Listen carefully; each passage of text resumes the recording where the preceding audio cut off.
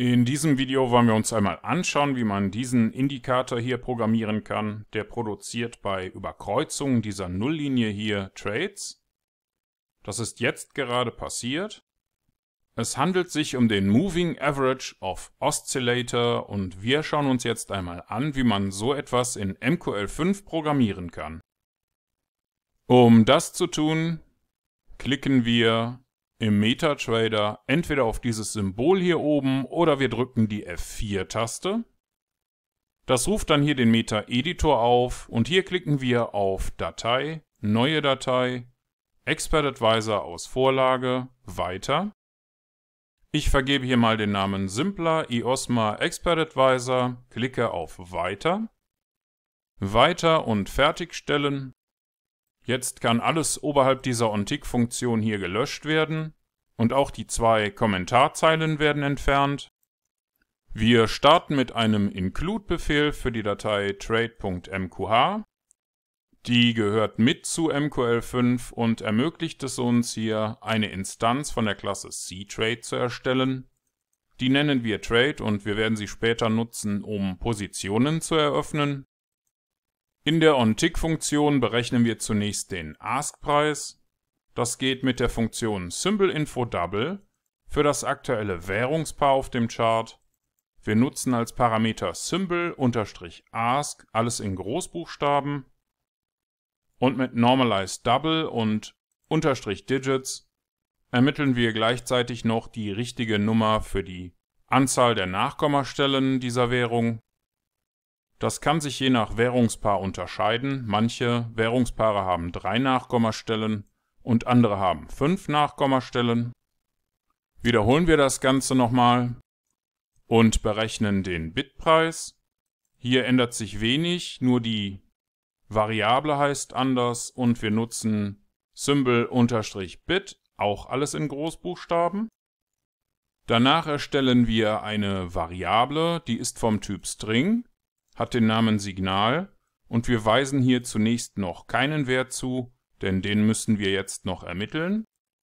Dazu brauchen wir zunächst ein Array. Das wird im nächsten Schritt mit der Funktion ArraySetAsSeries von der aktuellen Kerze an abwärts sortiert. Und im nächsten Schritt definieren wir die Eigenschaften. Dazu nutzen wir die MQL5-Funktion IOSMA für das aktuelle Währungspaar auf dem Chart und die aktuell auf diesem Chart ausgewählte Zeiteinheit. Diese 3 Parameter hier sehen Sie auch, wenn Sie auf Einfügen, Indikatoren, Oszillatoren, Moving Average of Oscillator klicken. Der Wert für den schnellen EMA ist 12, für den langsamen EMA 26 und für den MACD SMA ist der Wert 9. Das entspricht genau den 3 Werten, die wir auch hier verwenden. Und berechnet wird das Ganze anhand der Schlusskurse, deswegen ist der letzte Parameter Price_Close. Mit CopyBuffer kopieren wir uns jetzt in unser Array die Werte für 3 Kerzen, für Buffer 0 und wir starten mit der aktuellen Kerze 0. Hin und wieder werde ich gefragt, warum ich das immer für 3 Kerzen mache.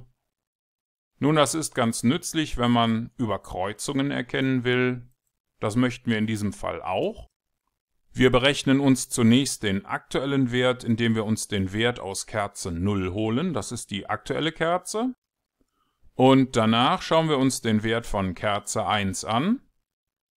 Den weisen wir hier der Variable für den letzten Wert zu.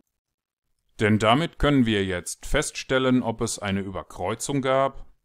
Wenn nämlich der aktuelle Wert kleiner ist als 0 und der letzte Wert noch größer war als 0, dann bedeutet das, dass die Nulllinie von oben überkreuzt wurde. Diese gestrichelte Linie hier ist die Nulllinie und immer wenn so eine Überkreuzung stattfindet, haben wir entweder ein Kaufen- oder Verkaufen-Signal.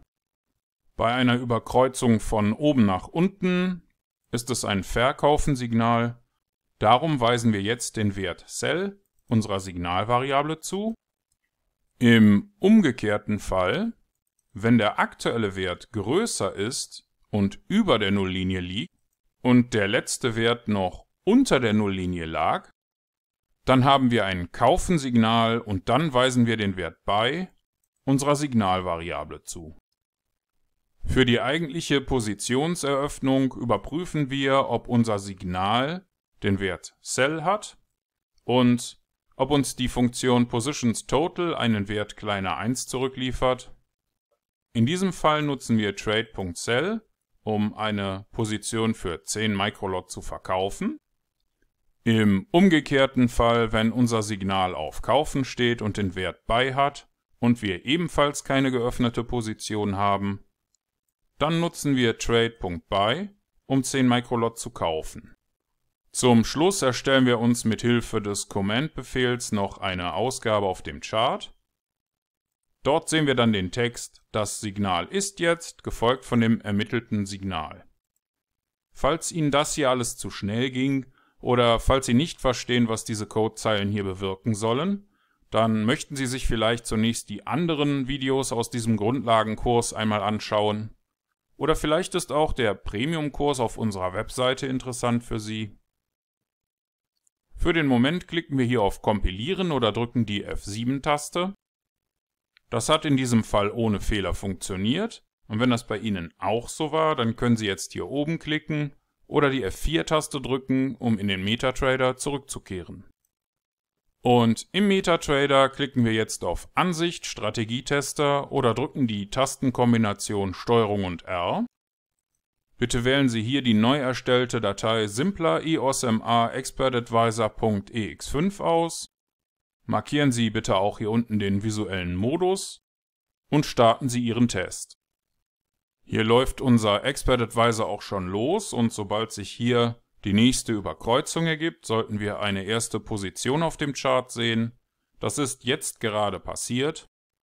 Und Sie haben in diesem kurzen Video gelernt, wie Sie für den Moving Average of Oscillator einen Expert Advisor erstellen können, der selbstständig in der Lage ist, Kaufen und Verkaufen Positionen anhand dieser Signale hier unten zu generieren. Und Sie haben das selbst programmiert mit diesen paar Zeilen hier in MQL5.